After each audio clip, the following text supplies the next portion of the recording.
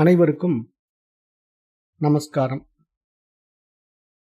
இப்போ நம்ம பார்த்துட்டு இருக்கிற வகுப்பு சாந்தோக்கிய உபனிஷதம் என்ற ஒரு உயரிய உபனிஷதத்தை பார்த்துக்கிட்டு இருக்கோம். இப்போ இதில் சோடச கலா வித்யா அப்படின்னு ஒரு வித்யாவை பற்றி இங்கு இந்த உபனிஷத் பேசுது. இந்த சோடச கலா வித்யாவினுடைய ஆசிரியர் யார் அப்படின்னா கௌதம முனிவர். இப்போ இந்த கௌதம முனிவருடைய இந்த வித்தை எப்படி பார்க்கப்படுது அப்படின்னா, இப்போ நம்ம இடத்துல ரெண்டு விஷயங்கள் இருக்கு. ஒன்று நான் உணர்வு, தூய அறிவு அப்படிங்கிறது தான் நம்முடைய ரியாலிட்டி. ஆனால் நான் அந்த தூய உணர்வு, நான் அந்த அறிவு அப்படின்னு நமக்கு தெரிஞ்சுக்கிறதுக்கு நமக்கு ஒரு மீடியா தேவைப்படுது இல்லையா? அதுதான் மனசு. அப்போ இங்கே மகான்கள் என்ன பண்ணுறாங்கன்னா, அந்த மனசை பக்குவப்படுத்தி ஒரு உயர் பரிமாண நிலைக்கு உயர்த்துவதற்கான ஒரு வித்தையை கற்றுக் கொடுக்குறாங்க. அந்த வித்தைக்கு பேர் தான் சோடச கலா வித்யா அப்படின்னு நம்ம இங்கே பார்க்குறோம். அப்போ அதனால் இந்த வித்தை எப்படி பார்க்கப்படுது அப்படின்னா, இந்த சோடச கலா வித்தை அம்பாலா பார்க்கப்படுது. தேவி, திரிபுர சுந்தரி, லலிதா அப்படின்னு பல பெயர்கள் அழைக்கப்படுகிறது. அப்போ இங்கே மனசு தான் இங்கே பெண்பால், அறிவு தான் இங்கே ஆண்பால். அந்த அடிப்படையில் தான் இங்கே வேதம் ஒரு பூடகமாக நமக்கு இதை உபதேசம் பண்ணுது. அதாவது இப்போ இறைவன் ஆணா இருக்கிறான், பரமாத்மாவாக இருக்கிறான், பிரம்மமாக இருக்கிறான். அப்போ அந்த இறைவனை அடைய வேண்டுமானால் இறைவி தவம் பண்ண வேண்டும். இறைவி தவம் செய்து அடைகிறான். இப்போ நம்ம புராணங்கள்லாம் பார்க்குறோம் இல்லையா? புராண கதைகள் எப்படி பார்க்குறோம்? சிவபெருமானை நோக்கி பார்வதி தவம் செய்தாள் அப்படின்னு நம்ம புராண கதைகளில் பார்க்குறோம். அப்போ சிவபெருமானை நோக்கி பார்வதி தவம் செய்து சிவபெருமானை திருமணம் செய்து கொண்டாள் அப்படிங்கிற மாதிரி அந்த புராண கதைகள் எல்லாம் வரும். இதெல்லாம் என்ன அப்படின்னா, பூடகமாக பரிபாசையில் நமக்கு மகான்கள் சொல்கிறாங்க, சொல்லித்தராங்க. அதுதான் இந்த சோடச கலா வித்யா. இப்போ இந்த சோடச கலா வித்யா 16 கலைகளினுடைய பட்டியல் இருக்குன்னு நான் நேற்றே சொன்னேன். கடந்த பாடத்தில் சொன்னேன், 16 கலைகளினுடைய பட்டியல். அந்த 16 கலைகளினுடைய முடிந்த முடிவாக நம்ம எதை பார்த்தோம் அப்படின்னா, கடைசியாக 16வது நிலை ஆத்மா, பரம் உணர்வு அப்படின்னு அதுக்கு பேர். பரமாத்மாவினுடைய உணர்வு நிலையை பிடிக்கிறது தான் இங்கே இறுதி நிலை. அப்போ அந்த உணர்வு நிலையை நம்ம பிடிக்கிறதுக்கு நமக்கு மனம் தான் கருவி. அப்போ இங்கே மனம் தான் அம்பாலா பார்க்கப்படுது. அப்போ இங்கே அம்பாலா பார்க்கப்படுறதுனால இந்த மனசு என்ன பண்ணுதுன்னா, 16 கலைகளை கடந்து அந்த அறிவை, அந்த தூய உணர்வை அனுபவமாக்குறது தான் சோடச கலா வித்யா அப்படின்ட்டு இங்கே ஸ்ரீவித்யா உபாசகர்கள் எல்லாம் சொல்லி கொடுப்பாங்க. ஏன் ஸ்ரீவித்யா உபாசனையில் தான் இதை அதிகமாக வச்சிருக்காங்க அப்படின்னு பார்த்தீங்கன்னா, மனசு தான் அம்பாள். அதனால் தேவி உபாசனையாக இதை மாற்றிட்டாங்க. அதனால் மற்ற சைவ சித்தாந்தத்தில், வைணவ சித்தாந்தத்திலலாம் இதை பெருசாக சொல்லி கொடுக்க மாட்டாங்க. ஆனால் தேவி உபாசகர்கள் இதை சொல்லி கொடுப்பாங்க. அப்போ இதில் நிறைய பெண்கள் போகிறாங்க, நிறைய பேர் இதை கற்றுக்குறாங்க. ஆனால் அங்கே சொல்லி கொடுக்குற வித்தைகள் எல்லாம் பார்த்தீங்கன்னா, அந்த அங்கநியாசத்தோடு முடிச்சுக்குவாங்க. அங்கநியாசம் அப்படிங்கிற முதல் நிலை இருக்கு இல்லையா? அது உடல் சார்ந்த இந்த விரல்கள், கைகள், மார்பு, கண்கள், அப்புறம் நெற்றி பொட்டு, தலை உச்சி அப்படிங்கிற இடத்துலலாம் சக்தியை நிறுவுறது. அதாவது நம்முடைய உடலையே ஒரு ஆலயமாக வைத்துக்கொண்டு அந்த தெய்வீக சக்தியை இந்த உடம்புக்குள்ள கொடுத்து இந்த உடம்புக்கு உள்ள இருக்கிற உணர்வை அனுபவமாக்குறது. அதாவது இறைவன் எப்படி இருக்கிறான், நமக்குள்ள உயிரா உணர்வா இருக்கிறான். அவன் இருக்கிற இடத்துக்கு பேரு கோயில். அந்த கோயில் அப்படிங்கிறது எந்த இடத்துல இருக்கு? நம்முடைய தலையில, உச்சந்தலையில, பிரம்மரந்திரத்துல, சகஸ்திரஹாரத்துல இருக்கு அப்படின்னு நம்ம ஏற்கனவே கடந்த பாடங்கள்ல பார்த்தோம். அதை தான் நம்ம கோயில்னு சொல்றோம். அந்த கோயில் இருக்கக்கூடிய கர்ப்ப கிரகம் எங்க இருக்கு? இந்த உடம்புல இருக்கு இல்லையா? அதனால இந்த உடம்பை நம்ம ஆலயம் அப்படின்னு சொல்றோம் அப்படின்ட்டு நான் கடந்த முறை திருமந்திர பாடலை உங்களுக்கு ஞாபகப்படுத்தினேன். அப்போ அது மாதிரி இங்கே அந்த தெய்வீக நிலையை, அந்த கோயிலுக்குள்ள நம்ம நுழையணும் அப்படின்னா அந்த கோயிலெல்லாம் சுத்தமாக வச்சுக்கணும், அந்த ஆலயங்கள் எல்லாம் பராமரிக்கணும்ல. இப்போ ஒரு கோயில் இருக்குது அப்படின்னா அந்த கோயில் எப்படியோ குப்பை அண்டி கிடக்கிற மாதிரி வச்சுக்க முடியுமானா? அப்படி வச்சுக்கிட்டு இருந்தால் சுகாதாரம் இல்லாமல் இருக்கும். அந்த கோயிலுக்குள்ளே யாரும் வரமாட்டாங்க, நாத்தம் அடிக்கும். அப்போ அதனால் கோயிலை சுத்தப்படுத்தி பராமரித்து எப்படி வச்சுக்கிறாங்க. அதுதான் புறக்கோயில் வழிபாடு. அது மாதிரி இங்க அகக்கோயில் வழிபாடு நமக்குள்ள இருக்கிற அந்த உணர்வை பிடிக்கணும் அப்படின்னா, நம்முடைய உடம்பு தான் வந்து ஆலயம். அப்ப இந்த ஆலயத்த நம்ம தூய்மைப்படுத்திக்கணும் இல்லையா? அந்த மாரி தூய்மைப்படுத்துவதற்கான ஒரு வித்தை தான் இந்த சோடச கலா வித்தையில முதல் பார்ட் வருது. முதல் கால் பகுதி வந்து அங்க நியாசம் என்று சொல்லிக் குடுக்குறாங்க. அத தான் வந்து காளை மாடு சொல்லிக் குடுத்தது. இவனுக்கு வந்து சத்தியகாமனுக்கு காளை மாடு என்ன சொல்லிக் குடுத்தது? நான் உனக்கு இறைவனுடைய அனுபவத்துல 1/4 பங்கு சொல்லித் தரேன். மீதி 1/4 பங்க வந்து அன்னப்பறவை வந்து உனக்கு சொல்லிக் குடுக்கும். அக்னி வந்து சொல்லிக் குடுக்கும். நீர் பறவை வந்து சொல்லிக் குடுக்கும் அப்படின்னு சொல்லி அந்த காளை மாடு சொல்லிட்டு, ஒரு 1/4 பகுதிய மட்டும் சொல்லிக் குடுத்துட்டு அது விட்டுடுச்சு. அதுக்கப்புறம் அக்னி வந்து ஒரு 1/4 பகுதிய சொல்லிக் குடுத்தது. அப்புறம் வந்து அன்னப்பறவை ஒரு 1/4 பகுதி சொல்லிக் குடுத்தது. அப்புறம் கடைசியா நீர் பறவை ஒரு 1/4 பகுதிய சொல்லிக் குடுத்தத, நன்னாங்கு 16 கலைகளா நம்ம ஏன் பார்க்கிறோம் அப்படின்னா, ஒவ்வொரு 1/4 பகுதிக்குள்ளேயும் 4 கலைகள் இருக்கிறதா நம்ம பார்க்கிறோம். அப்ப அதுல இந்த 4 கலைகளுக்குள்ள போயிட்டோம் அப்படின்னா, அங்க வந்து இந்த அங்கநியாசம் அப்படின்ற ஒரு கதை தான் முக்கிய கலையா பார்க்கிறோம். அப்புறம் 2வதா வந்து ஸ்ரீவித்யா உபாசனை அப்படின்னு பார்க்கிறோம். அதுல வந்து லலிதா திரிசதி இருக்கு, சகஸ்ரநாமம் இருக்கு, பஞ்சதசி மந்திரங்கள் இருக்கு, இதெல்லாம் இருக்கு. அதை தவிர பஜனை, பாராயணம், நவாவரண பூஜை அப்படின்னு எல்லாம் வச்சிருப்பாங்க ஸ்ரீவித்யா உபாசனையில. அப்புறம் 3வதாக வந்து நாத யோகம்னு இருக்கு. நாத யோகம்னா ஒலி மூலமா தியானிப்பது. அதாவது சப்தத்தினால அந்த இறைவனை நம்ம அணுகுவது. அப்ப சப்தம்னா என்னன்னா ஓம்காரம் தான். இங்க வந்து சப்தமே வந்து ஓம்காரம். ஏன்னா ஓம் தான் மூலம். அதாவது விநாயகரா இருக்குன்னு நம்ம சொல்லியிருக்கோம். அதுதான் முதல்ல வந்தது. இறைவனிடமிருந்து வெளிப்பட்ட ஒளி தான் இங்க பரம் என்ற உணர்வு. அத வந்து 3வதா நாத யோக முறையில சொல்லிக் குடுப்பாங்க. அப்புறம் 4வதாக பஜனை சம்பிரதாயம் இருக்கு. அது வந்து தேவியையும், இறைவனையும் கீர்த்தனைகள் மூலமாக அனுபவிக்கின்ற நாத யோக ரீதியான ஒரு வழிமுறையாகத்தான் அதையும் பார்க்கிறோம். அதுதான் அபங்கம், அப்புறம் பாடல்கள், மரபு வழி பஜனைகள் அப்படின்னு நம்ம பார்க்கிறோம். அதுக்கு வந்து இந்த கர்நாடிக் சங்கீதத்துல வந்து தியாகராஜ கீர்த்தனைகள், பூந்தனார் பாடல்கள் அப்படின்னு நெறைய எடுப்பாங்க. தமிழ் பாடல்களும் எடுத்துக்குவாங்க, தெலுங்கு கீர்த்தனைகள் எடுத்துக்குவாங்க, சமஸ்கிருத பாடல்கள் பாடுவாங்க. இதெல்லாம் எதற்காகன்னா, மன ஒருமைப்பாட்டுக்காகத்தான் இதெல்லாம் நம்ம செய்றோம். இது பூரா மைண்டுக்கு தான். அப்ப இங்க 16 சக்திகள வந்து நாம் உருவாக்கிக்கிறோம், ஏத்திக்கிறோம். நம்ம பாடியிலயும், மைண்டையும் அட்டாச்மென்ட் பண்ணி, அந்த தெய்வீக அனுபவத்த நம்ம அடைவதற்கான ஒரு ஆலயமாக இந்த உடலை பார்க்கிறோம். கோயிலாக நம்முடைய மனதை பார்க்கிறோம். அந்த அடிப்படையில இந்த சோடச கலா வித்யா வந்து 16 சக்திகள நம்முடைய சக்தியாக மாத்திக் கொள்றது தான் சோடச கலா வித்யா. இப்ப இங்க வந்து இந்த உபாசனையுடைய நோக்கம் என்ன அப்படின்னு கேட்டீங்கன்னா, பரம் உணர்வு தான். அந்த பரமாத்மாவை நம்ம உணர்வது தான். அப்ப இங்க அதுதான் நமக்கு ஆத்ம சாட்சாத்காரம் என்று சாஸ்திரம் சொல்லுது. அப்போ இந்த உபாசனை முறை வந்து அங்கமங்கமாக காட்சி செய்து வணங்குவது தான் கால் பகுதிகளாக இறைவனை வணங்குதல் என்ற உபாசனை முறையாகவே பிரிக்கப்பட்டிருக்கு. கால் பகுதிகளாக பிரிக்கப்பட்டிருக்கு. இத வந்து நம்ம வித்யா அப்படிங்கிற சமஸ்கிருத வார்த்தையில சொல்றோம். வித்யா அப்படின்னா கல்வி அப்படின்னு அர்த்தம். வித்யா அப்படின்னா அறிவு அப்படின்னு அர்த்தம். அந்த அடிப்படையில இங்க நம்ம என்ன செய்றோம்? இந்த உயிரையும் அந்த உணர்வையும் ஒன்றாக்குறோம். அதாவது இங்க தனிப்பட்ட நிலையில நான் மனசா வந்திருக்கிறேன். ஆனா நான் வந்து அந்த மனம்ங்கிற ஒரு உணர்வுக்குள்ள இருந்துகிட்டு, அந்த பேருணர்வு நிலைய அனுபவமாக்காம உடல் அபிமானத்துல சிக்கிக்கிட்டு இருக்கிறேன். அப்ப இந்த உடல் அபிமானத்த கடந்து அந்த உணர்வு நிலைய நான் பிடிக்கணும் அப்படின்னா, அந்த தெய்வீக நிலைக்குள்ள நம்ம போறதுக்கு பேர் தான் சோடச கலா வித்யா என்று இங்க மகான்கள் அந்த காலத்திலேயே சொல்லிக் குடுத்திருக்காங்க. இத கத்துக்கிட்டவங்கலாம் யாருன்னா, நம்ம பாரம்பரியமா வருகின்ற சமயங்கள் இருக்கு இல்லையா? அந்த சமய குருமார்கள் தான் இதெல்லாம் கத்துக்கிட்டவங்க. அதுல பரமசிவன் கத்துக்கிட்டாருன்னு நான் ஏற்கனவே சொன்னேன். தேவி வந்து திரிபுர சுந்தரி, லலிதா அப்படின்னு கத்துக்கிட்டதா சொல்றேன். கிருஷ்ணர் கத்துக்கிட்டதா சொல்றோம் இல்லையா? இதெல்லாம் வந்து என்னன்னா, அவங்கவங்க உபதேசம் குடுக்கறதுனால அவங்க வந்து அந்தந்த சமயத்தினுடைய பிரதான தேவதையாக பார்க்கப்படுறாங்க. அப்ப அந்த அடிப்படையில இங்க கால் பகுதிகளாக இறைவனை வணங்குவது அப்படின்னா என்னங்க அப்படின்னு கேட்டீங்கன்னா, இந்த உபாசனாவினுடைய ஒரு முறை 4 விதமான முறைகள்.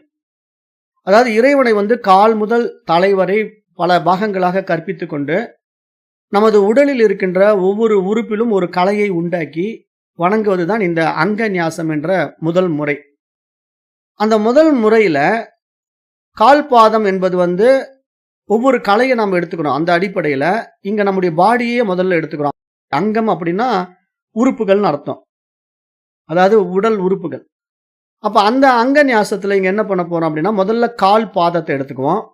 அப்புறம் கணுக்கால், அப்புறம் கால் முட்டி, அப்புறம் கைகள், அப்புறம் விரல்கள், மூக்கு, கண், காது, நாக்கு, மனசு, புத்தி, சித்தம், அகங்காரம், அப்புறம் நம்ம உடம்புக்குள்ள இருக்கிற சக்கரங்கள், அப்புறம் நாமளே சாட்சியா இருக்கிற நிலைப்பாடு, அப்புறம் இந்த ஒட்டுமொத்த உடல், முழு உருவத்தையும் நம்ம அப்படியே தியானிக்கிறோம். அப்ப இந்த தியான முறைகள் எல்லாம் வந்து அப்படியே சும்மா தியானிக்கிறது இல்ல. அதுக்கெல்லாம் ஒவ்வொன்னுக்கும் ஒரு மந்திரம் இருக்கு. அந்த மந்திரங்கள சொல்லி தான் நம்ம தியானம் பண்ண முடியும். அப்ப அங்கமாக இறைவனை தியானிக்கிறத, அந்த மந்திரங்கள சொல்லி மானசீகமா தியானிக்கணும். அதான் ரொம்ப முக்கியம். மானசீகமா தியானிக்கணும். அப்ப அந்த மானசீகமா தியானிக்கிற தியான முறைகள வந்து நேரடி பயிற்சி முறைகள்ல கத்துக் குடுக்குறாங்க. வித்யா உபாசகர்களும் கத்துக் குடுக்குறாங்க.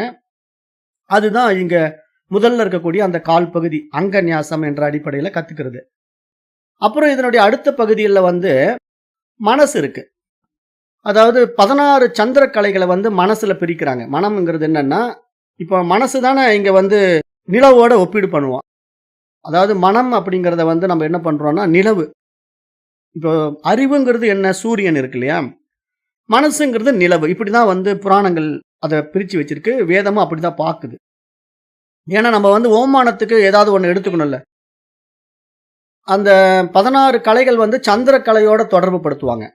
அதாவது அறிவு தான் வந்து சூரியன். இங்க மனசு தான் வந்து சந்திரன். அப்ப இங்க அறிவு தான் சூரியன், மனசு தான் சந்திரன் அப்படிங்கும்போது, இப்ப இந்த மனச வந்து 16 கலைகள் மூலமா எப்படி நாம பக்குவப்படுத்துறது அப்படிங்கிறத 2வது நிலையில கொண்டு வருவாங்க. அப்படி 2வது நிலையில கொண்டு வரும்போது அதுக்கு என்ன பண்ணுவாங்கன்னா, வேத அத்தியனம், அந்த வேத அத்தியனத்துடைய விஷயங்கள புரிந்து கொள்வது. அதாவது மனம் வந்து அந்த விஷயங்களை ஆராய்ந்து பார்த்து, அதனுடைய நன்மை தீமைகளை பகுத்தறிந்து, அதை விசாரித்து விவேகத்தினால விழித்துக்கொண்டு, அவைகளெல்லாம் தத்துவங்களாக புரிந்து கொண்டு, அதிலேயே நிற்கின்ற 16 வகையான கலைகளை வந்து வேதாந்தம் பேசுது. அந்த 16 கலைகள வந்து சந்திரக்கலையினுடைய 16 கலைகளாக பார்க்குது வேதாந்த சாஸ்திரம். அது என்னென்ன அப்படின்னு பார்த்தீங்கன்னா, ஒவ்வொன்னா சொல்றேன். அம்ருதா, மானதா, பூஷா, துஷ்டி, புஷ்டி, ரதி, ஓலுதி, சசினி, சந்திரிகா, காந்தி, ஜோஸ்னா, ஸ்ரீ, பிரீத்தி, அங்கடா, பூர்ணா, பூர்ணாமிருதா அப்படின்னு 16 நிலைகள வந்து மனதை அடிப்படையாக கொண்டு இந்த 16 சக்திகளை நம்ம உருவாக்கிக் கொள்ற ஒரு வித்தை இருக்கு. இது வந்து இதுல வருது. இதுல இந்த சோடச கலா வித்தையில வருது. ஆனா இந்த சக்தி உபாசகர்கள் இங்க போமாட்டாங்க. இங்க சொல்லிக் கொடுக்க மாட்டாங்க. ஏன்னா அவங்க அந்த முன்னாடியே தான் நின்னுட்டு இருப்பாங்க. அவங்க மனசுக்கு வந்து இந்த விஷயங்கள சொல்லிக் கொடுக்கிறது வாய்ப்பு ரொம்ப ரொம்ப குறைவு. ஏன்னா அவங்க வேதாந்தம் படிக்காததுனால இதுக்குள்ள வரமாட்டாங்க. ஆனா இங்க வேதம் வந்து முறையா எல்லாமே 16 கலைகளையும் முடிக்கணும். அதாவது நன்னாங்கு 16 கலைகளும் இந்த மாரி தெரிஞ்சு கொண்டு முடிக்கணும் அப்படிங்கிறத சொல்ல வருது. அதுதான் இங்க முக்கியமா நம்ம பார்க்க வேண்டியிருக்கு. அப்ப அந்த நிலையில நாம இந்த 16 கலைகளையும் சரியா கத்துக்கிட்டோம் அப்படின்னா, நாம் வந்து அந்த தூய அறிவாக ஒளிர ஆரம்பிப்போம். அப்படி தன்னையே ஒளிரச் செய்கின்ற நிலையில அவர்களை தெய்வீக அம்சங்களில் இருக்கின்றார்கள் என்று சாஸ்திரம் பாக்குது. அப்படி பார்க்கும்போது கூட அது மனநிலையில தான் உயர்த்தி பாக்குது. அதனால அவளை வந்து எப்படி தேவியை எப்படி உபாசிக்குது அப்படின்னா, காமேஸ்வரி, பகவமாலினி, மகாநித்யா, விசித்ரா, திரிபுர சுந்தரி, லலிதா அப்படின்னு பல பெயர்கள்ல தேவியை உபாசனை பண்ணுது. அப்படி தேவியை உபாசனை பண்ணும்போது தேவிக்கான நிறத்தை வந்து சிவப்பு நிறமா தேர்ந்தெடுக்குது. ஏன் சிவப்பு நிறத்தை தேர்ந்தெடுக்குதுன்னா, இந்த சிவப்பு நிறத்துக்கும் சோடச கலா வித்தைக்கும் தொடர்பு இருக்கு. ஏன் இந்த சிவப்பு நிறம் அப்படின்னா, சூரியனுடைய நிறம் அது. சூரியன் தான் வந்து காலங்காத்தால அப்படியே செந்நிற பிழம்பு மாதிரி அப்படியே ஒரு பழம் மாதிரி வெளியே வரும். புராண கதைகள்ல கூட பார்த்தீங்கன்னா, அது ஏதோ பழம்னு சொல்லிட்டு ஆஞ்சநேயர் போய் அதை முழுங்கிட்டாரு அப்படின்லாம் கதை சொல்லுவாங்க இல்லையா? ஏன்னா காலையில விடியற் காலையில அந்த சூரியன் உதயமாகும்போது சிவந்த நிறத்துல அப்படியே ஒரு பழம் மாதிரி மேல எழுந்திருக்கும். அப்ப அந்த சிவந்த நிறம் தான் வந்து இங்க தேவியா பார்க்கிறோம். ஏன் அப்படின்னா, அந்த சிவந்த நிறம் வந்து சூரியனிடத்திலிருந்து வருகின்ற நிறம் இருக்கு இல்லையா? அதைத்தான் வந்து சந்திரன் பிரதிபிம்பிக்குது. சந்திரனுக்கு வந்து தனிப்பட்டமான ஒளி கிடையாது. சந்திரனுக்கு சுய ஒளி கிடையாது. அப்ப சூரியனுடைய ஒளியை தான் வந்து சந்திரன் பிரதிபிம்பிக்கும். அப்ப சந்திரனுடைய ஒளி எங்கிருந்து வருது? சூரியனிடத்திலிருந்து வர்றதுனால சந்திரன் வந்து வளர்வதும் தேய்வதும் இருக்கு இல்லையா? அதுதான் இங்க சந்திரனுடைய பிரச்சனை. சந்திரன் கிட்ட என்ன பிரச்சனைனா, சூரியனுடைய ஒளியை கொஞ்சம் கொஞ்சமா வாங்கும். அதை வந்து 3ஆம் பிறை, 4ஆம் பிறை, 5ஆம் பிறைன்னு சொல்லிக்கிட்டே வருவோம். அப்புறம் முழு நிலவு, பூரணம் அப்படின்னு சொல்லிடுவோம். அப்புறம் அது பூரணத்தன்மையிலேயே நிக்குமா அப்படின்னா நிக்காது. திருப்பி அது என்ன பண்ணும்? அப்படியே இறங்கிட்டே வரும் கீழ. அப்புறம் மீண்டும் அமாவாசை வந்துரும். அங்க இருள் சூழ்ந்துடும். அப்புறம் மீண்டும் வந்து 3ஆம் பிறையிலிருந்து அப்படியே பிறக்கும். பிறை வந்து மாறி மாறி இப்படி வரும் இல்லையா? இதுதானே நிலவு. நிலவனுடைய பிரச்சனை இதுதானே. இதை வந்து ஒப்பிடுது சாஸ்திரம். மனசனுடைய பிரச்சனை இதுதான் அப்படிங்கிறத அருமையா ஒப்பிடுது. ஏன்னா மனசு என்ன பண்ணுதுன்னா, கொஞ்சம் கொஞ்சமா இந்த அறிவ உள்ள வாங்கி அப்படியே பூரண நிலவுக்கு வந்த மாரி புரிஞ்சுக்கிட்ட மாரி இருக்கும். அப்புறம் பார்த்தீங்கன்னா, அப்படியே கொஞ்சம் கொஞ்சமா தேஞ்சு போய் அமாவாசை ஆயிடும். இது மாரி நெறைய பேருக்கு இருக்கு. நெறைய பேருக்கு இப்படிதான் அனுபவம். ஏன்னா இது வந்து ஒரு ஸ்டேபிளா நிக்காது. காரணம் என்னன்னா, மைண்ட் லெவல்ல இருக்கிறதுனால, அந்த நிலவோட ஒப்பிடுது சாஸ்திரம். அப்ப அந்த நிலவினுடைய நிலைப்பாடு என்னன்னா, சூரியனை சார்ந்து இருப்பது. அதாவது சூரியன் இல்லாட்டி நிலவு இல்ல. நிலவு தெரியாதுல்ல. சூரியன் இல்லன்னா நிலவு எங்க இருக்க போது? நிலவே தெரியாது. அப்ப நிலவே தெரியறதுக்கு காரணம் சூரியன் இருப்பதினால தான். அப்ப அதனால இங்க சாஸ்திரம் என்ன சொல்லுது? மனசே தெரியிறது அறிவு இருக்கிறதுனால தான் அப்படிங்கிற ஒரு அருமையான விஷயத்த சொல்லிக் குடுக்குது. இங்க மனசு உங்களுக்கு எப்படி தெரியும்? அறிவு இருக்கிறதுனால தான் மனசே தெரியும். இல்லன்னா உங்களுக்கு மனசு இருக்கிறதே தெரியாது. அப்ப உங்க மனசு யார் மூலமா பிரகாசிக்குது? எதன் மூலமா பிரதிபிம்பிக்குது? அப்படின்னு பார்த்தீங்கன்னா, அந்த தூய அறிவின் மூலமா தான் மனசு பிரகாசிக்குது அப்படிங்கிறது தான் இந்த சோடச கலாவித்யாவினுடைய சிவப்பு நிறம் நமக்கு அம்பாள் வடிவத்துல நமக்கு சுட்டிக்காட்டப்படுது. அப்ப இங்க அந்த மந்திரங்கள் வந்து பொன்னொழியாக மாற்றப்பட்டு தங்கம் போல மின்னச் செய்கின்ற முறைகள வந்து சந்திரனுடைய கலைகள் என்பதாகவே நம்ம பார்க்கிறோம்.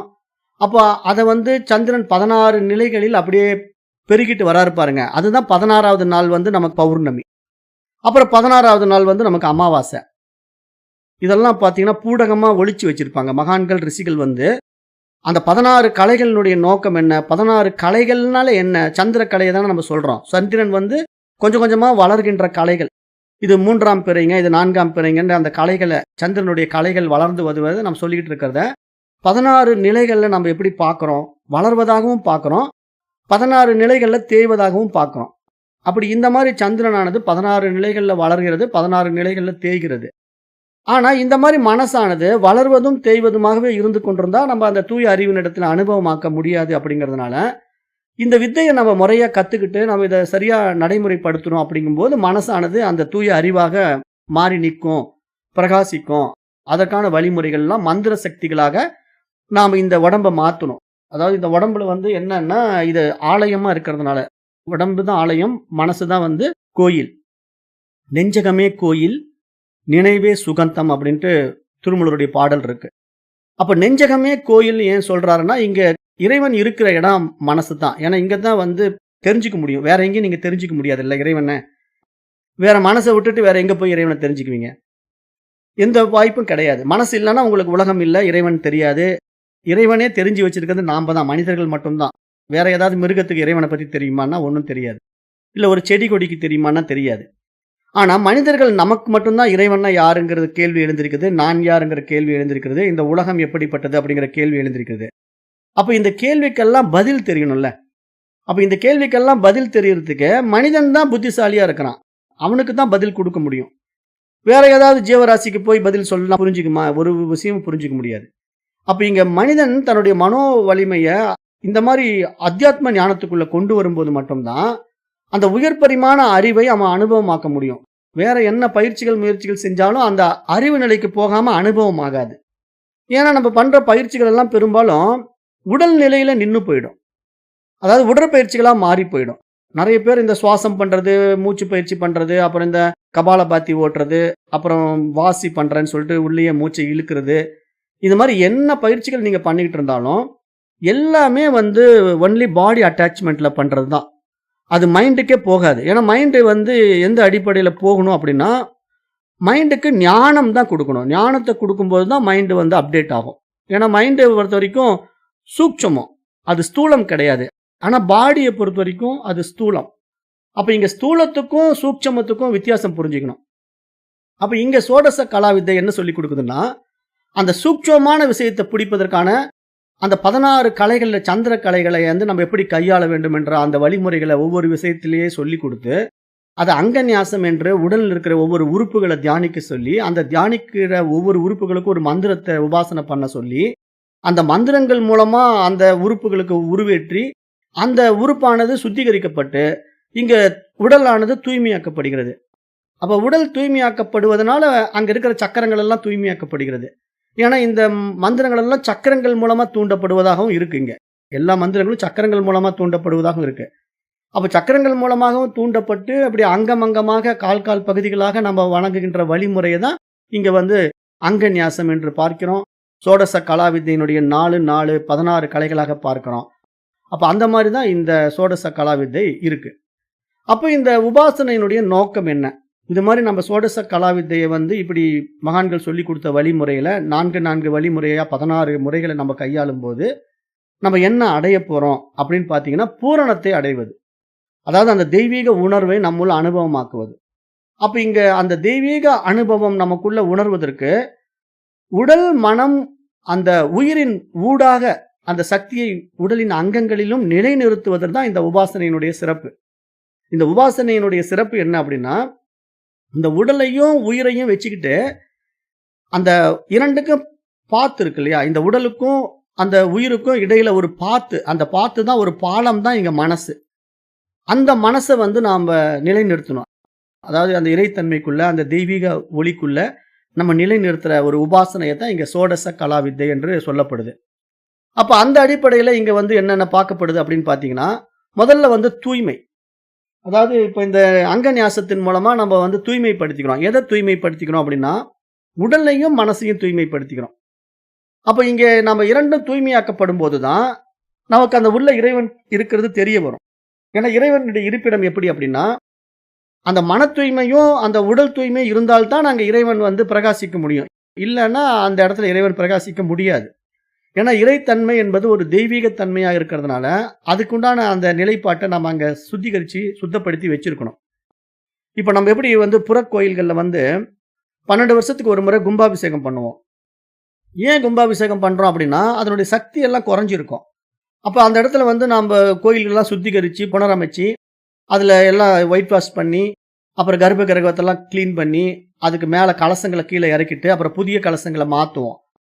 அப்ப இது மாரி நம்ம ஏன் வந்து புற வழிபாடுல வந்து 12 வருஷத்துக்கு ஒரு முறை அந்த கோயில கும்பாபிஷேகம் பண்றோம் அப்படின்னு பார்த்தீங்கன்னா, அந்த சக்தி ஓட்டத்த மீண்டும் அந்த கோயிலுக்கு கொண்டு வரும்போது தான், அந்த கோயில் அந்த தெய்வீக அம்சத்திலே இருந்துகிட்டே இருக்கும். இல்லன்னா அந்த கோயில் தெய்வீக அம்சத்துல இருக்காது. அது நெறைய பேருடைய நெகட்டிவ் எனர்ஜி உள்ள போயி, ஒரு மாரி அது தன்னுடைய நிலைப்பாட்டை இழந்திருக்கும்.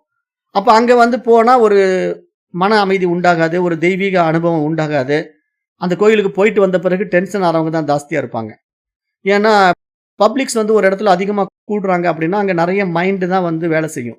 அந்த மைண்ட் அதிகமா வேலை செய்ய, அங்க என்ன ஆயிடும்னா, பலருடைய மனசு நமக்குள்ளேயும் பூந்து வேலை செய்ய ஆரம்பிச்சு, ஒரு மாரி முரண்பாடாக இருப்போம்.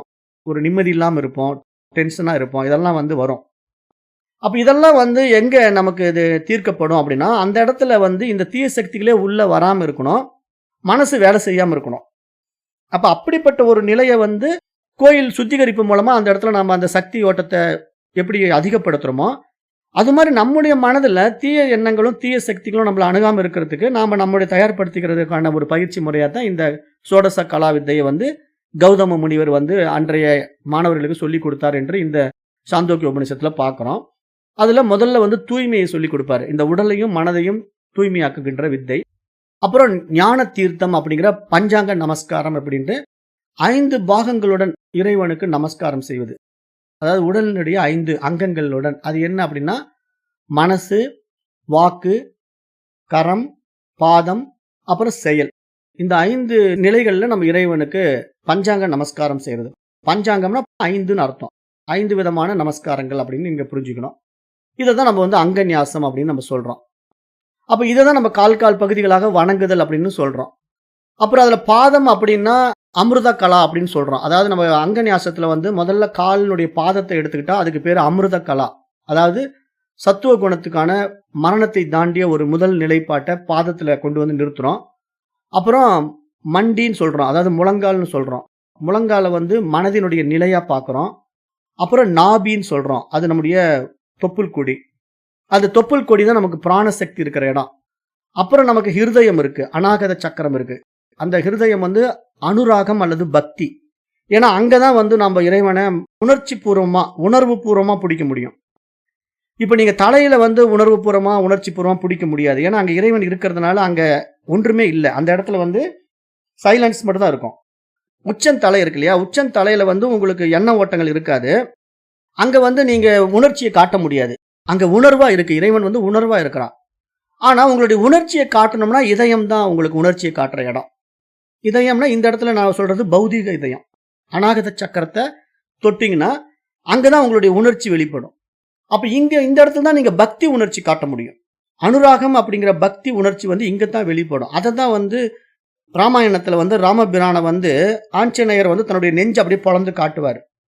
தன்னுடைய நெஞ்சை அப்படியே கையில அப்படியே 2ஆ விரிச்ச உடனே அதுக்குள்ள ராமர் தெரியற மாதிரி நம்ம போட்டோஸ் எல்லாம் பார்ப்போம் இல்லையா? அது என்னுடைய தாத்பரியம் என்ன அப்படின்னு பார்த்தீங்கன்னா, அந்த இறைவனை நான் பக்தி பூர்வமா அந்த உள்ளத்துல பூஜிக்கிறது. அதாவது உணர்வு ரீதியா பூஜிக்கிறது. உணர்ச்சி ரீதியா பூஜிக்கிறது. ஏன்னா நிறைய பேர் இறைவனை வந்து பஜனை பண்ணும்போது அழுதுருவாங்க. அப்புறம் அப்படியே ஆனந்த கண்ணீர் விட்டு துடிப்பாங்க. இதெல்லாம் நடக்கும். இதுக்கெல்லாம் எங்க பாயிண்ட் அப்படின்னு கேட்டீங்கன்னா, நம்முடைய அநாகத சக்கரம் தான். அடுத்தது நம்முடைய மனசை வந்து இழுக்கிறது. காந்தம் போல இந்த விஷயத்தை உள்வாங்கிறதுக்கு பேரு ஞானம்னு பேரு. காந்தம் அப்படிங்கிறத இங்க சொல்றோம் இல்லையா? அதுதான் இங்க. அடுத்தது நம்முடைய மூக்கு, காது, கண்கள் மூலமா ஞானேந்திரியங்களை கொண்டு நாம திருப்பியும் அந்த இறைத்தன்மையை உணர்வதற்கான பகுதியாக இதை வச்சிட்டு இருக்கோம். அப்புறம் உச்சந்தலை. இந்த உச்சந்தலை தான் வந்து சாட்சாத்காரம். இப்படி வந்து நம்முடைய உடம்புக்குள்ள இருக்கிற அங்கங்களை வந்து தனக்குள்ளேயே பார்த்து அந்த 16 கலைகளையும் நாம வந்து ஒவ்வொரு கலைகளையும் நிறுத்தி அந்த மந்திரங்களை எல்லாம் நம்ம உபாசனை செய்கின்ற ஒரு உயரிய வித்தையாகவே இந்த சோடச கலா வித்தை வந்து சொல்லிக் கொடுக்கப்படுது.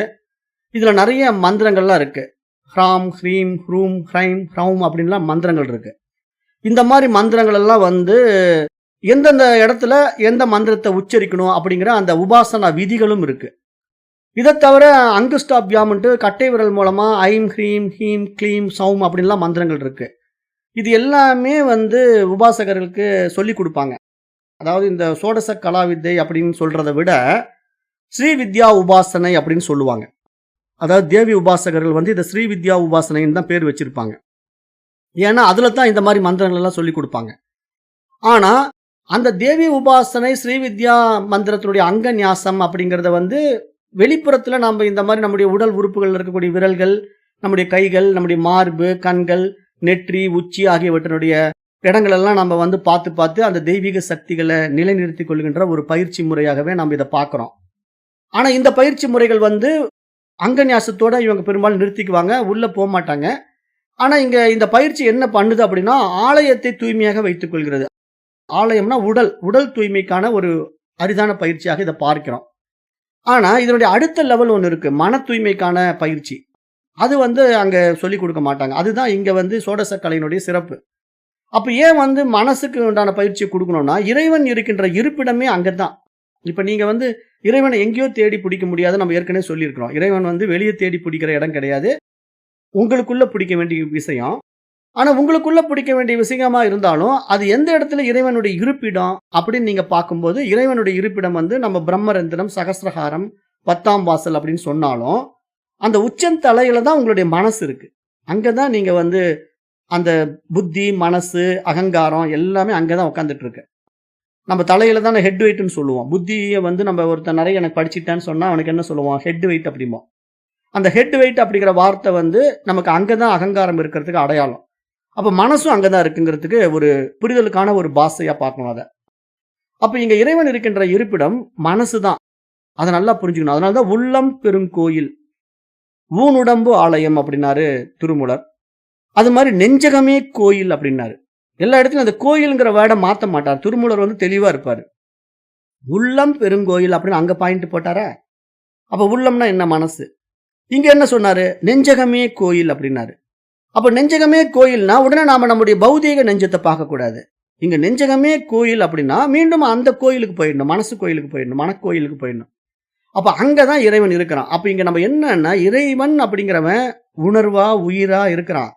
அதை பிராணன்னு நம்ம சொல்றோம், அதை மனசுன்னு சொல்றோம். இப்படித்தான் நம்ம இறைவனுக்கு பல பேர் வச்சிருக்கோம்.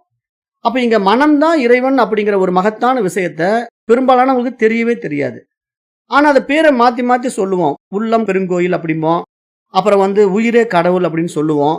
அப்ப எல்லாமே இங்க மைண்டுங்கும் போது நீங்க மைண்டை எந்த அளவுக்கு பியூரா வச்சிருக்கீங்களோ அந்த அளவுக்கு உங்களுக்குள்ள அந்த அறிவு பிரகாசிக்கிறத நீங்க அனுபவமாக்க முடியும்ங்கிற ஒரு பரிபூர்ண நிலையை தான் இங்க ஆன்ம நிலை, ஆன்ம அனுபூதி அப்படின்னு சாஸ்திரம் சொல்லுது. அதுதான் ஞானம். இங்க ஞானம் என்பது தன்னை தான் உணர்வது. அதை மனதை கொண்டு தன்னை தான் உணர்ந்து அந்த தெய்வீக அனுபவங்களை தன்னுள் அடைவது தான் இங்க ஞானம். அப்ப இந்த மாதிரி இந்த சோடச கலாவித்தையினுடைய பயன்கள் என்ன அப்படின்னு பாத்தீங்கன்னா, அந்த தெய்வீக பரிபூரண சக்தி நம்முள் இருப்பதை நாம் உணர்வது. அந்த உணர்வானது பூரணத்துவம் வாய்ந்தது. உன்னத பக்தி, பரிசுத்தமான விருப்பங்கள், நான் என்ற தனித்த மன அடையாளங்களை நீக்குதல், அப்புறம் நமது என்ற அந்த ஈகோ, அதாவது நான், எனது என்ற அந்த அகங்காரம், மமகாரங்களை அகற்றுவது. அப்புறம் இந்த இடத்துல வந்து இந்த சோடச கலா வித்தையினுடைய முடிந்த முடிவு என்ன அப்படின்னா, நான் என்ற அந்த தனித்த உணர்வானது தணிந்து, எல்லாம் அவன் என்ற ஈஸ்வர உணர்வு உண்டாவது. இங்க வந்து அந்த தெய்வீக நிலைக்கு உணரணும். இங்க நான் உதியாது உள்ள நிலை, நாம் அதுவாய் உள்ள நிலை அப்படின்னு ரமண மகரிஷி சொன்ன அந்த வார்த்தையை எடுத்து இங்க போட்டுக்கணும். ஏன்னா நான் அப்படிங்கிற தனி உணர்வு வந்து தணிந்து போய், இங்க எல்லாம் அவனே அப்படிங்கிற அந்த உணர்வு உண்டாகும். அந்த நிலை தான் ஈஸ்வர நிலை. அப்பதான் இங்க எல்லாவற்றையும் தன்னுள்ள பார்ப்பது. எல்லாவற்றையும் தன்னுள்ள பார்க்கும்போது இந்த உலகம் எப்படி இருக்கும்? இறைவனாக இருக்கும். அப்பதான் இந்த உலகம் மறைஞ்சு போகும். இறைவன் மட்டும் தெரிவான். அதாவது உலகம் மறைந்து இறைவன் தெரிகின்ற நிலை அது. இல்லைன்னா இறைவன் தெரிய மாட்டான். உலகம் தெரிஞ்சிட்டு இருக்கும். நம்ம அப்படிதான் இருக்கு. நமக்கு இப்ப என்ன நினைக்கிறோம்? உலகம் தானே நமக்கு தெரிஞ்சிட்டு இருக்கு. நம்ம வெளியே போனா இந்த கோயில்ல போய் முருகனை கும்பிடுறேன், அந்த கோயில்ல போய் விநாயகரை கும்பிடுறேன், அந்த கோயில்ல போய் பெருமாளை கும்பிடுறேன்ட்டு கோயில் கோயிலா சுத்திக்கிட்டு இருக்கிறதுக்கு என்ன காரணம்னா உலகம் தெரியறதுனால தான். ஆனா இறைவன் தெரிஞ்சிட்டா இங்க எல்லாம் இறை அம்சமா இருக்கும்போது நீங்க பர்டிகுலரா இந்த கோயிலுக்கு தான் போய் கும்பிடணும் என்ன இருக்கு? அது உங்களுக்குள்ளேயே இருக்கு அந்த கோயில். அதுதான் உங்களுடைய மனசு. அப்ப இங்க அந்த தெய்வீக உணர்வை நீங்க பிடிக்கிறது தான் இங்க வித்தைகள். இந்த வித்தைகளை மகான்கள் சொல்லி கொடுத்து அதனுடைய சாட்சாத்காரமா என்ன சொல்ல வராங்க?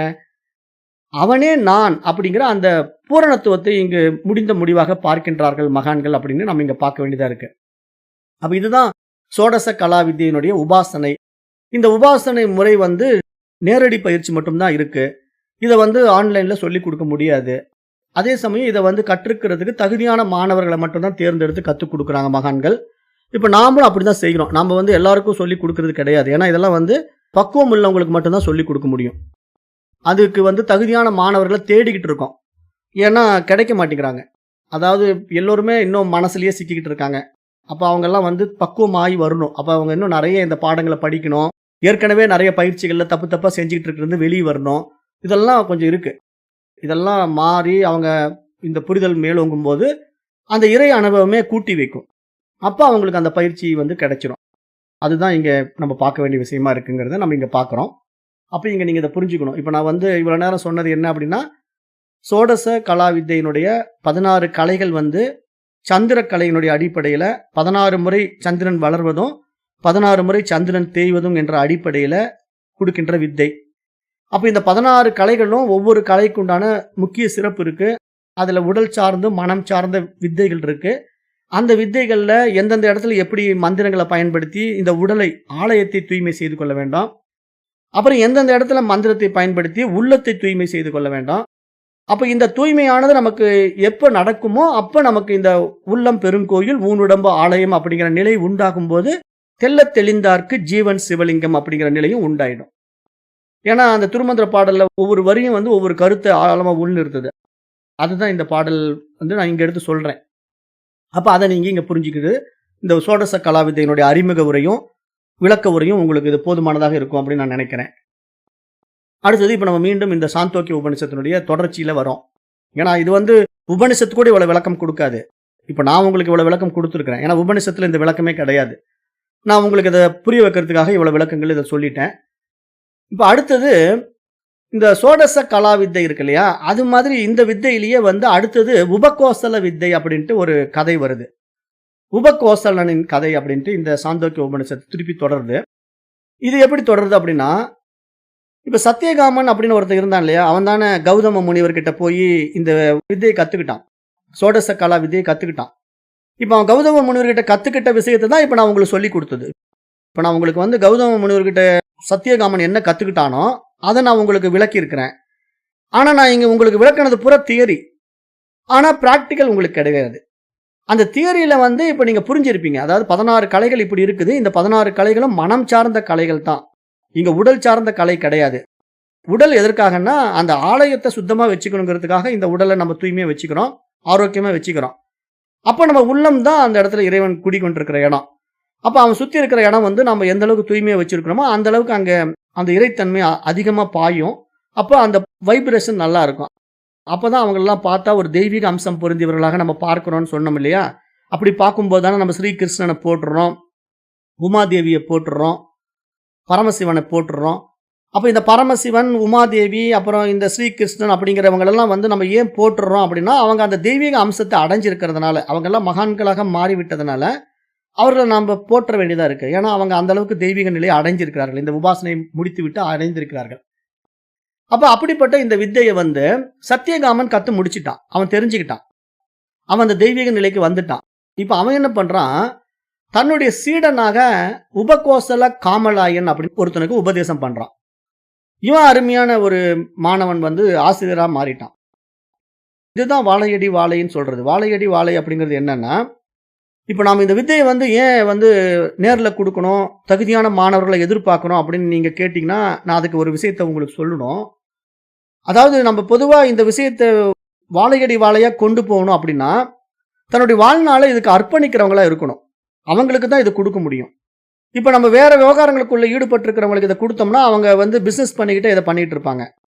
அப்புறம் கடைசியில் என்ன பண்ணுவாங்கன்னா, அவங்க மைண்டு வந்து பிஸ்னஸ் மைண்டாக மாறி இதையும் பிஸ்னஸில் கொண்டு வந்துருவாங்க. அப்போ இது மாதிரி நிறைய பேர் இருக்கிறதுனால தான் இன்றைக்கி இந்த ஸ்ரீவித்யா உபாசனை வந்து பிஸ்னஸ் ஆகிடுச்சு. இன்றைக்கி ஸ்ரீவித்யா உபாசகர்கள் பூரா பிஸ்னஸ் பண்ணிகிட்டு இருக்காங்க. அப்போ அதனால் இந்த மாதிரி இந்த கலை வந்து ஒரு பிஸ்னஸ் மைண்டாக போகக்கூடாது. ஏன்னா உண்மையான சாதகர்கள் வந்து முழுக்க முழுக்க தன்னை அர்ப்பணிக்கணும். அப்படி அர்ப்பணிக்கிறவங்களுக்கு இந்த வித்தை கற்றுக் கொடுத்த பிறகு அவங்க மூலமாக பரம்பரை தொடரும் இல்லையா, அப்போ தான் அடுத்த பரம்பரைக்கு உண்டான அந்த கதவு திறக்கும். இல்லைன்னா அது அவங்களோட முடிஞ்சு போயிடும்.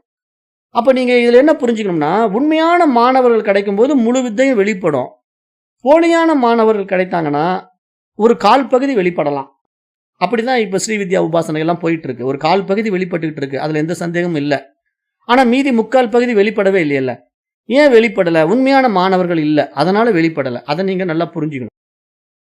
அப்போ இங்கே வந்து இந்த உபகோசல வித்தையை வந்து உபகோசலன் அப்படிங்கிறவனுடைய பெயர்லேயே அழைக்கப்படுதுன்னா அவன் எப்படி இருப்பாங்கிறத நீங்கள் பார்க்கணும். பாயிண்ட் ஆஃப் வியூ, நான் சொல்கிற வர்ற பாயிண்ட் ஆஃப் வியூ என்ன அப்படின்னா, ஒரு மாணவன் வந்து குருவானா இன்னொரு மாணவன் வருகிறான், அந்த மாணவனும் குருவாக வேண்டும். அதுதான் இந்த வித்தையினுடைய பலனே. இந்த வித்தையினுடைய பலனே என்னன்னா, வாழையடி வாழை வம்சாவளியாக வரணும். அதுக்காக இங்கே ஒவ்வொருத்தரும் அது குருவாக மாற்றுது. அதுதான் இங்கே பாயிண்ட்டு. அப்போ இங்கே சத்தியகாமனின் சீடன் உபகோசல காமலாயன். இந்த உபகோசலனுக்கு 3 அக்னிகள் உபதேசித்து அதனை சத்தியகாமனின் உபதேசமும் நிறைவு செய்வதை இனி வருகின்ற 10 முதல் 15 பகுதிகள் கூற இருக்கின்றன. இதற்கு பெயர் வந்து உபகோசல வித்தை என்று இந்த சாந்தோக்கிய உபநிஷத்தம் இங்கு சொல்லுது. அப்போ இந்த உபகோசல வித்தை என்ன அப்படின்னு பார்த்தீங்கன்னா, 5 வித்தைகளினுடைய ஒரு தொகுப்பு. இந்த உபகோசல வித்தை அப்படிங்கிறது 5 வித்தைகளினுடைய ஒரு தொகுப்பாக நம்ம இங்கே பார்க்கிறோம். அதில் முதல்ல நம்ம என்ன பண்ண போகிறோம்னா, இந்த உபகோசலனுடைய கதையை வந்து நம்ம முன்னுரையாக எடுத்துக்க போகிறோம். ஏன்னா இப்போ ஒவ்வொரு வித்தைக்குள்ளும் நம்ம போகும்போது அந்த வித்தையினுடைய ஆசிரியர் யார், அந்த வித்தையினுடைய மாணவன் யார், அந்த வித்தை எதனால் உண்டாக்கப்பட்டிருக்கிறது, எதற்காக அந்த வித்தை அப்படிங்கிறத நம்ம தெரிஞ்சுக்கணும் இல்லையா. இப்போ எப்படி நம்ம வந்து சம்வர்க்க வித்தை பார்த்தோம், இந்த வித்தை பார்க்குறோம், இது மாதிரி ஒவ்வொன்றும் சோடசக்கலா வித்தை பார்க்குறோம், இப்போ வந்து உபகோசல வித்தை பார்க்குறோம். இது மாதிரி நிறைய வித்தைகள் இருக்குது. அந்த வித்தைகளுடைய விவரங்களை நம்ம ஃபஸ்ட்டு உள் வாங்கிக்கணும். அதில் இந்த உபகோசலனுடைய கதை வந்து இங்கே முன்னுரையாக பார்க்கிறோம். அந்த கதையை இப்போ நான் சொல்கிறேன். இப்போ கமலனின் மகனான உபகோசலன் இருந்தான். அவன் வந்து யாருடைய மகன் அப்படின்னா, கமலன் அப்படிங்கிற ஒருவருடைய மகன் தான் உபகோசலன். இவன் வந்து சத்தியகாம ஜாபாலருடன் 12 வருடங்கள் பிரம்மச்சாரியாக தங்கி வாழ்ந்து வந்தான் அப்படின்னு நம்ம இங்கே பார்க்குறோம். ஏன்னா சத்தியகாம ஜாபாலன் யாரு? அந்த மாடு மேய்ச்ச பையன். அந்த மாடு மேய்ச்ச பையன் யாருடைய மாணவன்? கௌதம ரிஷியினுடைய மாணவன். அப்போ கௌதம ரிஷியினுடைய மாணவனாக வந்த மாடு மேய்த்து கொண்டிருந்தவன் இந்த வித்தையை வாங்கி கொண்ட உடனே இவன் குருவாக மாறிட்டான். இவனுக்கு பேர் சத்தியகாம ஜாபாலர் அப்படின்னு இவனுக்கு பேர். அப்போ இவங்கிட்ட வந்து இந்த பையன் யாரு? கமலனின் மகனான உபகோசலன் என்ற பையன் 12 வருடங்கள் பிரம்மச்சாரியாக வாழ்ந்தான். பிரம்மச்சாரியாக வாழ்ந்தான்னா என்ன அர்த்தம்? கல்வி கற்கின்ற மாணவனாக இருந்தான் அப்படின்னு இங்கே பார்க்கணும். அப்போ அந்த நிலையில் அங்கே அக்னிகளை கவனத்துடன் வளர்த்து வந்தான் அப்படின்னு அர்த்தம். அங்கே வந்து வேத விற்பனர்கள் எல்லாம் அங்கே வேதம் வித்தைகளை சொல்லி கொடுக்கும்போது வேள்விகளை நடத்துவாங்க. அப்போ அந்த வேள்வியில் சில பயிற்சிகளை சொல்லி கொடுத்து அதன் மூலமாக இந்த உடலை தூய்மையாக்குவது, மனதை தூய்மையாக்குவது அப்படிங்கிற புற பூஜைகளும் அங்கே உண்டு, அகப்பூஜைகளும் உண்டு. ரெண்டுமே சைமல்டேனியஸாக அந்த பயிற்சி முறையில் இருக்குது. அப்போ அந்த மாதிரி சொல்லி கொடுக்கும்போது 12 வருடங்கள் வந்து இவன் முடிக்கிறான். யார்? உபகோசலன் அப்படிங்கிற பையன் வந்து 12 வருடங்கள் நிறைவுற்ற போது சத்தியகாமன் மற்ற சீடர்களுக்கு கல்வி நிறைவுச் சடங்கை செய்து அவர்களுக்கு விடை கொடுத்தது போலவே உபகோசலனுக்கும் அந்த கல்வியை கொடுத்து அவனுக்கு முடித்து வைத்தான். நீயும் இந்த கல்வியை 12 வருஷம் கத்து முடிச்சிட்ட, நீ நல்ல தகுதியான மாணவனா மாறிட்ட, இந்த பயிற்சிகள்ல நீ என்ன தெரிஞ்சுக்கிட்டியோ அதன்படி நீ வாழ கத்துக்கோ அப்படின்னு சொல்லி அவனுக்கு அந்த பயிற்சியை நிறைவு செய்து அனுப்புறான். பொதுவா குருகுலத்துல மாணவர்கள் 12 வருடங்கள் வாழ வேண்டும். தவமும் பிரம்மச்சரியமும் அவர்களுக்கான அடிப்படை நிபந்தனைகளாக பார்க்கப்பட்டன. அத்துடன் குரு சேவை அவர்களுடைய கல்வியிலே முக்கிய இடம் வகித்தது. அது நம்முடைய சனாதன தர்மத்தினுடைய வைதிக நெறியை பின்பற்றுகின்ற முறையின்படி இப்ப நாம இந்த பிரம்மச்சரியத்தை முடித்த பிறகு திருமண வாழ்க்கைக்குள்ள நம்ம போகலாம். அதாவது இங்க சனாதன தர்மம் திருமணம் செய்து கொள்வதை மறுப்பது கிடையாது. சன்னியாசியா போகணும் அப்படின்னு சொல்றது கிடையாது. அப்ப அதனால நம்முடைய சனாதன தர்மத்துல பிரம்மச்சரியம், இல்லறம், வானப்பிரஸ்தம், சந்நியாசம் அப்படிங்கிற 4 நிலைகளும் அங்கீகரிக்கப்பட்டிருக்கிறதுனால இப்ப இந்த மாணவர்கள் தன்னுடைய பிரம்மச்சரிய வாழ்க்கையை முடித்துக் கொண்டார்கள் அப்படின்னா என்ன அர்த்தம்? குருகுல வாழ்க்கையை முடித்துக் கொண்டார்கள் என்ற அர்த்தம். அப்புறம் அவர்கள் திருமணத்துக்குள்ள போயிடுவாங்க. கல்யாணம் பண்ணி மனைவி குழந்தைகளோட வாழ்வாங்க. அப்ப அது மாதிரி திருமணத்துக்கு போன இல்லறத்தானுக்கான சில கடமைகள் இருக்கு இல்லையா, அதெல்லாம் அக்னிகள் மூலமா செய்ய வேண்டியது இருக்குது. அதுதான் நம்ம வேள்விகளாக பார்க்கிறோம். அக்னி ஹோத்திரம் என்றெல்லாம் நம்ம சொல்லி கொடுத்துருக்கிறோம். இதெல்லாம் நம்முடைய வைதிக நெறியில இருக்கு. அப்ப அது மாதிரி திருமணத்துக்கு பிறகு கார்க பத்யாக்னி என்ற அக்னியை தமது வாழ்நாளின் இறுதி வரை வீட்டில் வளர்த்து வர வேண்டும். விசேஷ காரியங்களுக்காக வளர்க்கப்படுகின்ற தட்சிணாகினி, ஆகாவனிய அக்னி போன்ற அக்னிகள் கார்கபத்திய அக்னியிலிருந்து எடுக்கப்பட்ட அக்னியால் தான் வளர்க்கப்படுகின்றன என்று இந்த இடத்துல சாந்தோக்கிய உபனிஷத் சுட்டி காட்டுது. அதாவது இதெல்லாம் வைதிக நெறியில இந்த தர்மங்கள்ல இருக்கக்கூடியவர்கள் வாழையடி வாழையாக பரம்பரை பரம்பரையாக இதெல்லாம் செய்துக்கிட்டு வராங்க. அவங்களுக்கு உண்டான ஒரு வழிமுறைகளை இங்க எடுத்து பேசுது. அப்ப சத்தியகாமனின் சீடனான இந்த உபகோசலன் என்ன பண்றான்னா, அந்த அக்னியை தவறாமல் வளர்த்து வந்தான் அப்படின்னு நம்ம இங்க பார்க்க முடியுது. ஏன்னா அவன் இல்லற தர்மத்துக்குள்ள போயிட்டான், மனைவி குழந்தைகளோட வாழ ஆரம்பிச்சான். அப்படி வாழ்ந்த பொழுதும் அவன் தன்னுடைய அந்த நீதி மாறாமல் அந்த கற்றுக்கொண்ட வித்தைகளை நடைமுறைப்படுத்தினான் என்று நாம் இங்க பார்க்கிறோம். இதுதான் இந்த பகுதியினுடைய முதல் மந்திரமாக நிறைவு செய்து. அப்ப சத்தியகாமன் அவனது கல்வியை அந்த இடத்துல அவன் பண்ணிக்கிட்டு இருக்கும்போது உபகோசலன் கடின தவங்கள் செய்ததுடன் அக்னிகளையும் தவறாமல் வளர்த்து வந்துள்ளான். ஆனால் இவனுக்கு என்ன சத்தியகாமன் பண்ணிட்டான் அப்படின்னா, இந்த அங்கநியாசம், இந்த வேள்வி முறைகள் இது எல்லாம் கத்துக் கொடுத்தான். ஆனா அவனுக்கு முக்கியமான உபதேசத்தை சொல்லாம விட்டுட்டான். வேணும்ட்டே தான் அந்த நிறுத்தி வைப்பாங்க. ஏன்னா அவன் என்ன லெவலுக்கு போறான் அப்படிங்கிறத பார்த்து அடுத்தது அந்த முக்கியமான உபதேசத்தை கொடுப்பாங்க மகான்கள்லாம். ஏன்னா அந்த முக்கியமான விஷயத்தை எடுத்த உடனே கொடுத்துட்டோம் அப்படின்னா அவன் அதை மிஸ்யூஸ் பண்ணுவான், அல்லது அதனுடைய வேல்யூ தெரியாம போயிடுவான். அப்ப அதனால மாணவர்களை ரொம்ப பரிசோதனை பண்ணி அவன் பள்ளிக்கூடமே முடிச்சுட்டு வெளியே போனாலும் அவனுடைய தகுதியை பார்ப்பாங்க. அவன் வெளியே போய் அதில் தொடர்ந்து நிற்கிறானா, இல்லை திருப்பி உலகியல்ல போய் சிக்கிக்கிறானா, வேற விவகாரத்துக்குள்ள போயிடுறானா அப்படின்லாம் பார்ப்பாங்க. அது மாதிரி இங்கே பார்க்குறாங்க. அப்ப அவன் கடின தவங்கள் செய்தவுடன் அக்னிகளையும் தவறாமல் வளர்த்து வந்துள்ளான். இவனுக்கு உபதேசம் செய்யவில்லை என்று இந்த அக்னிகள் உங்களை குறை கூறாமல் இருக்க வேண்டுமானால் அவனுக்கு உபதேசங்கள் செய்யுங்கள் என்று கேட்டுக்கொண்டுள்ளாள். ஆனால் சத்தியகாமரோ அவனுக்கு உபதேசம் செய்யாமல் யாத்திரை கிளம்பி விட்டார் அப்படின்ட்டு இந்த இடத்துல இந்த கதையில நம்ம பார்க்கிறோம். சத்தியகாமன் என்ன பண்ணிட்டார்? அவர் கல்வியை முடிச்சு அனுப்பிச்சிட்டாரு. ஆனா முக்கியமான அந்த உபதேசத்தை கொடுக்காம விட்டுருக்காரு. அப்ப இங்க அடுத்த பாடல்ல என்ன சொல்ல வருதுன்னா, ஆச்சாரியர் தமது கல்விக்கான நிறைவு சடங்கை செய்யாமல் யாத்திரை சென்று விட்டதால் உபகோசலன் மிகுந்த மனவேதனைக்கு உள்ளானாள். உண்ணாவிரதத்தை மேற்கொண்டான். ஆச்சாரியரின் மனைவி அவனிடம் சென்று, உபகோசலா, நீ ஏன் சாப்பிடாமல் இருக்கின்றாய்? சாப்பிடு என்று அன்புடன் கூறினாள். அதற்கு உபகோசலன், தாயே, என் மனம் பல திசைகளில் சஞ்சரிக்கின்றது. ஏராளமான ஆசைகள் மனத்தை அலைக்கழிக்கின்றன. என் மனம் முற்றிலும் வேதனையால் நிறைந்துள்ளது. அதனால் தான் நான் சாப்பிடாமல் இருக்கின்றேன் என்று உபகோசலன் அந்த சத்தியகாமனுடைய மனைவி இடத்திலே தெரிவித்தான். ஏனென்றால் அங்க சத்தியகாமனும் திருமணம் செய்து தன் குடும்பத்தோடு வாழ்கின்றான் என்று நாம் இங்க பார்க்க வேண்டியதா இருக்கு. அப்ப இந்த விஷயம் அப்படியே போகுது. இதுக்கு இந்த வித்தைக்கு பேர் நிறைய தியானங்கள் எல்லாம் இதுல உள்ள இணைக்கப்பட்டிருக்கு. பிராண ஆனந்த ஆகாச தியானம் என்றெல்லாம் இந்த உபநிஷத்துல அந்த வித்தையில 5 விதமான வித்தைகள் நான் சொன்னேன் இல்லையா, 5 இது அதெல்லாம் இதுல வருது. அவ மொத்தமா இந்த 5 சேர்ந்ததுதான் உபகோசல வித்தை அப்படின்னு அழைக்கப்பட்டாலும் இந்த 5 வித்தைகளுடைய தொகுப்பு தான் இப்ப நம்ம என்ன அப்படிங்கறது ஒவ்வொன்றா பார்க்க போறோம். இப்ப உபகோசலன் நிலைமையை கண்ட அக்னிகள் தங்களுக்குள், இந்த பிரம்மச்சாரி கடின தவங்கள் செய்தான், நம்மை நன்றாக வளர்த்து வந்தான், நல்லதுதான் செய்து கொண்டிருந்தான், நாமே இவனுக்கு உபதேசிப்போம் என்று பேசிக்கொண்டன. பிறகு அவனிடம் பிராணனே இறைவன், ஆனந்தமே இறைவன், ஆகாசமே இறைவன் என்று அக்னி உபதேசிக்க தொடங்கியது அப்படிங்கிறத நம்ம இங்க பார்க்கிறோம்.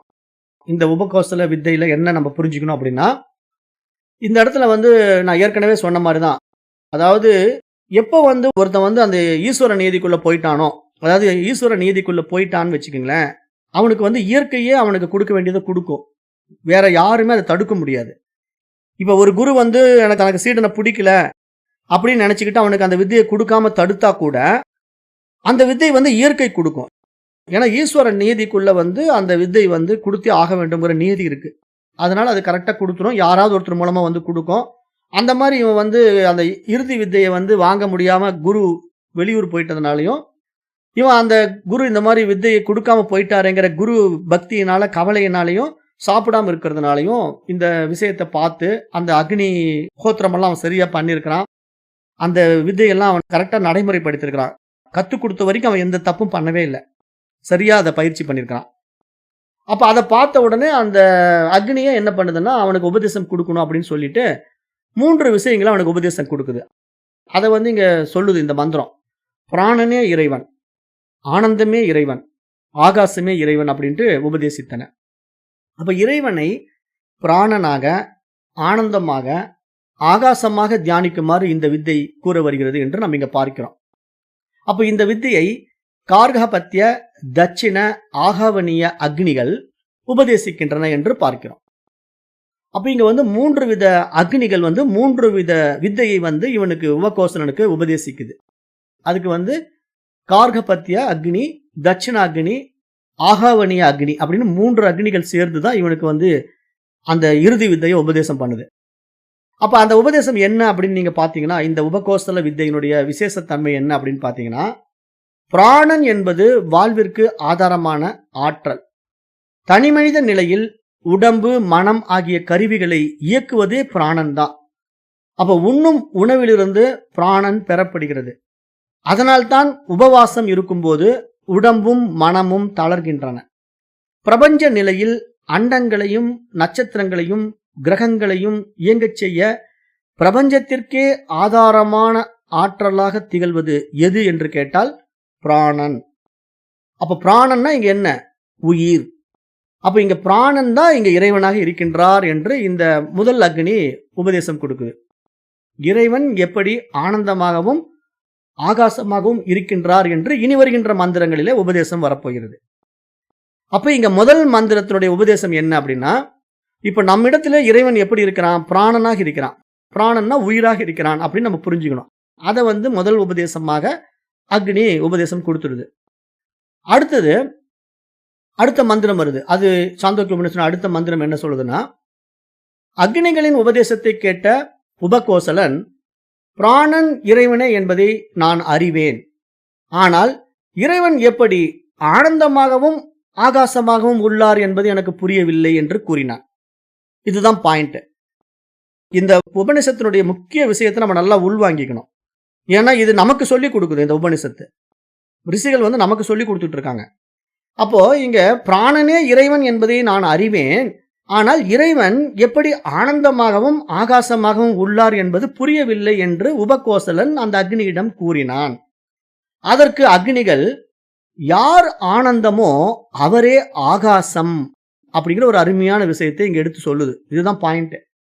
யார் ஆனந்தமோ அவரே ஆகாசம், யார் ஆகாசமோ அவரே ஆனந்தம் என்று பதில் கூறின. அப்ப பின்னர் அக்னிகள் பிராணனை பற்றியும் அதனுடன் தொடர்புடைய ஆகாசத்தை பற்றியும் அவனுக்கு உபதேசிக்க ஆரம்பித்தன. பிராணன் வாழ்க்கைக்கு ஆதாரமாக இருப்பது போல இறைவனும் ஒட்டுமொத்த பிரபஞ்ச வாழ்விற்கு ஆதாரமாக இருக்கின்றார். இதை நாம் நன்றாக புரிந்து கொள்ள வேண்டும். ஆனால் அவர் எப்படி ஆனந்தமாகவும் ஆகாசமாகவும் இருக்கின்றார் என்று கேட்டா, இந்த உலகிலே நாம் அனுபவிக்கின்ற ஆனந்தம் நிலையற்றதாக உள்ளது, மாறுபட்டு கொண்டே இருக்கிறது. அப்படி பார்க்கும்போது இறைவனும் மாறுதலுக்கு உள்ளாவார் என்றுதானே நாம பார்க்க வேண்டியதா இருக்கு அப்படின்னு கேட்டா, இல்லை அப்படின்னு இங்க சாஸ்திரம் சொல்லுது. ஏன்னா இது ரொம்ப முக்கியமான பாயிண்ட் பேசிக்கிட்டு இருக்கேன். இந்த உபகோசல வித்தைங்கிறது ரொம்ப பவர்ஃபுல் வித்தை.